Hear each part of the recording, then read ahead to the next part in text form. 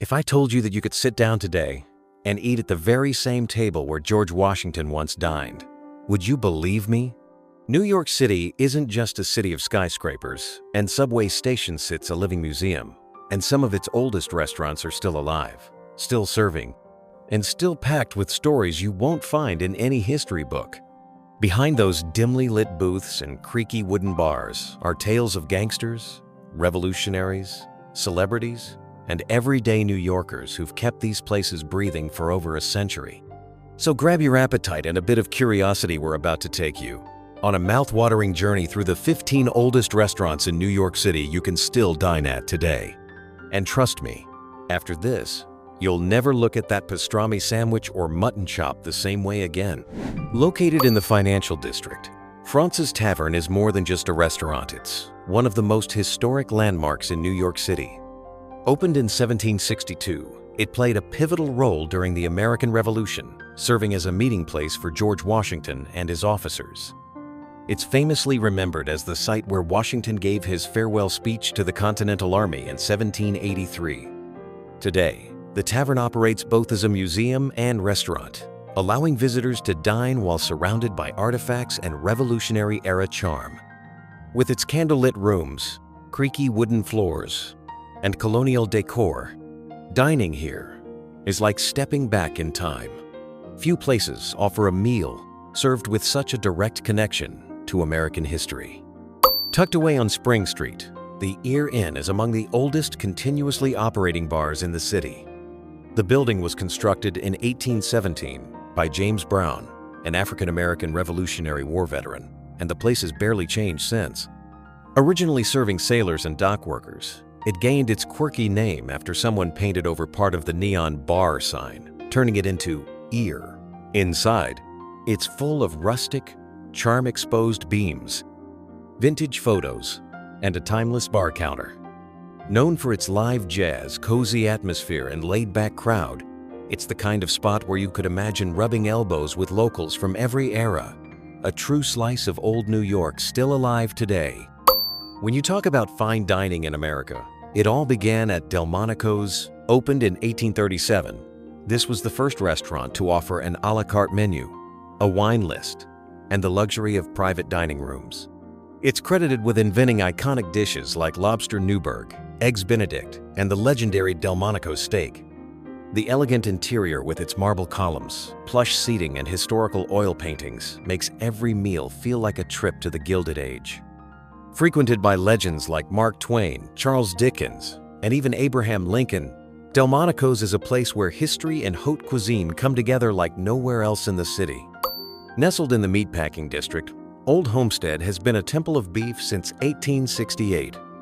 It's the oldest continuously operating steakhouse in New York, with roots deep in the city's carnivorous past back when the neighborhood was filled with actual meatpacking plants. The interior is a classic New York steakhouse dream. Red leather booths, dark wood paneling, and black and white photos of celebrities and politicians. The star of the show? Massive porterhouse steaks, dripping in butter and seared to perfection. From Frank Sinatra to modern A-listers, this spot has fed them all. Eating here isn't just a meal, it's a celebration of New York's bold, beefy culinary legacy. Nestled in Gramercy Park, Pete's Tavern proudly claims to be the oldest continuously operating bar and restaurant in New York City. Opened during the Civil War era, it even managed to stay open through Prohibition by disguising itself as a flower shop. With its vintage wooden bar, tin ceilings, and gaslight-style fixtures, Pete's is a warm time capsule of 19th century New York.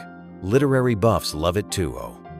Henry is said to have written The Gift of the Magi in a booth here.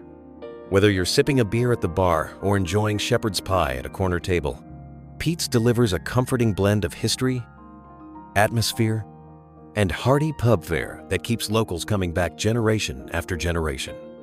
Located in Midtown East, P.J. Clark's is one of New York's most enduring watering holes. Since 1884, it's served everyone from Frank Sinatra to Buddy Holly, and even featured in movies like The Lost Weekend and Mad Men. Its red checkered tablecloths, dim lighting, and classic jukebox transport you straight to a grittier, more romantic version of Manhattan. The menu is pure comfort: burgers, oysters, cold beer, and that unforgettable raw bar.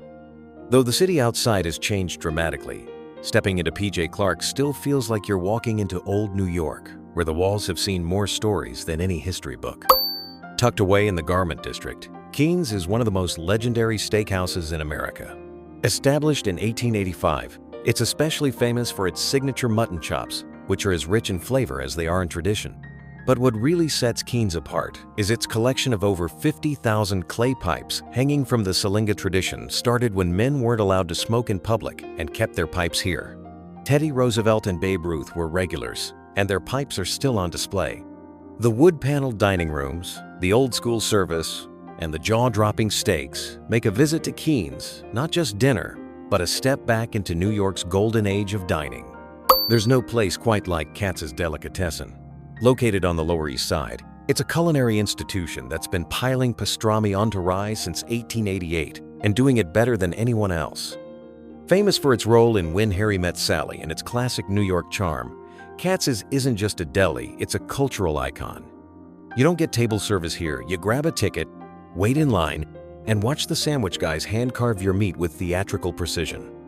With walls lined in celebrity photos and the mouth-watering scent of brisket in the air, Katz's is loud, chaotic, and perfect.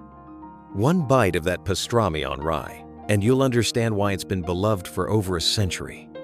If you've ever walked down East Houston Street and caught a whiff of warm, doughy goodness, it probably came from Yonas Shiml's niche bakery.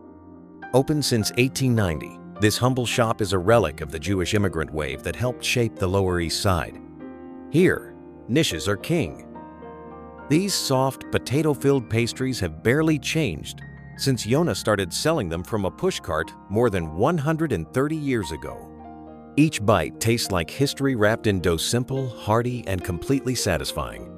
The shop still has its old-school signage, original tile floor, and hand-painted walls, making it feel like a portal to a different time. In a city that's constantly reinventing itself, Yonas Shiml remains deliciously stubborn. Welcome to America's very first pizzeria. Founded in 1905, Lombardi's is the birthplace of a food revolution that would take over the country. Located in Little Italy, this is where the New York-style pizza we know and love got its start. What makes it special? The coal-fired oven, the charred crust, and that perfectly balanced tomato sauce and mozzarella Lombardi's does it all like they did over a century ago. There's a reason every tourist and local finds their way here at least once. Walking into Lombardi's feels like entering a legend. It's not flashy, it's timeless, cozy, and packed with photos and stories that span generations. One bite, and you're tasting history. Nestled in the heart of the theater district, Barbetta isn't just New York's oldest Italian restaurant, it's also the oldest still owned by its founding family. Since 1906, this elegant spot has been serving Piedmontese cuisine in a setting that feels more like a Venetian villa than Midtown Manhattan. With crystal chandeliers, antique furniture, and a romantic garden, Barbetta has hosted generations of theatergoers, celebrities, and old-school romantics. Dishes like white truffle, risotto, and braised meats carry the rich traditions of northern Italy. Despite its upscale flair, Barbetta has a soul.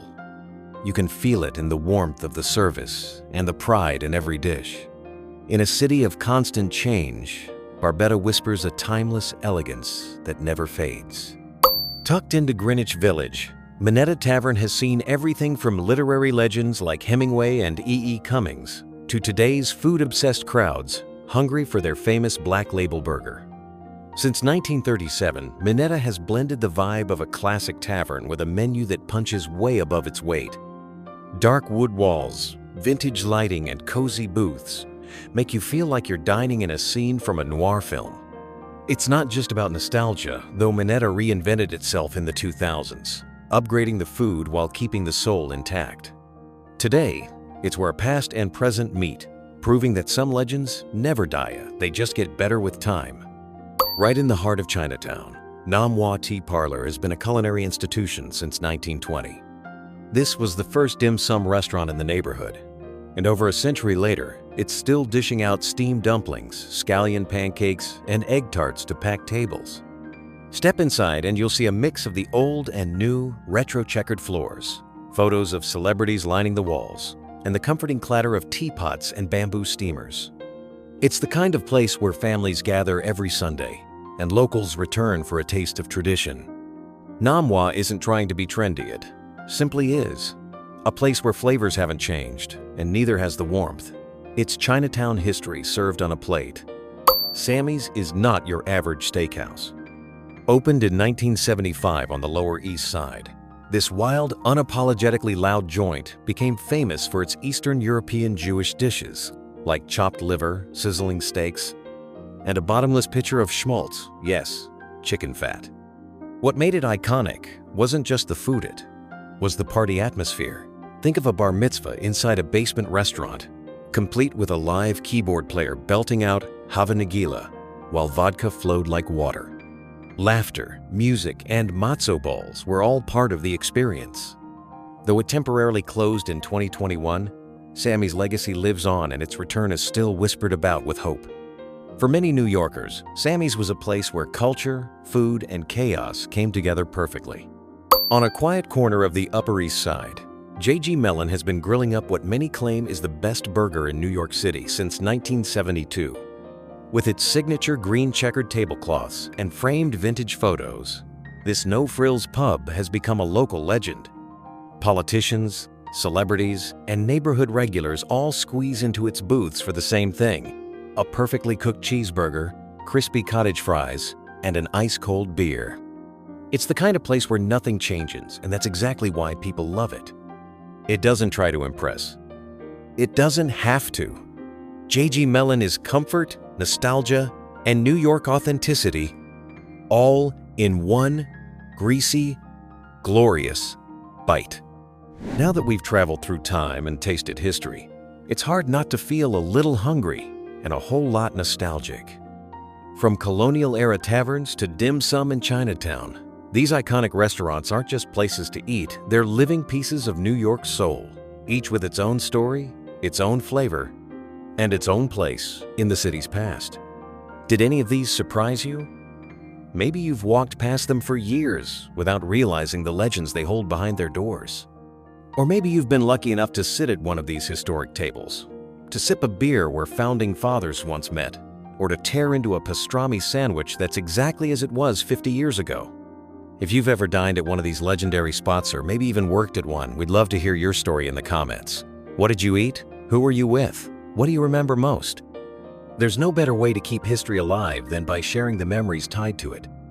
And if this video made your stomach growl or your heart ache for a different time, don't forget to like, comment, and subscribe. Because here, we don't just remember New York, we relive it. One bite, one story, and one forgotten corner at a time.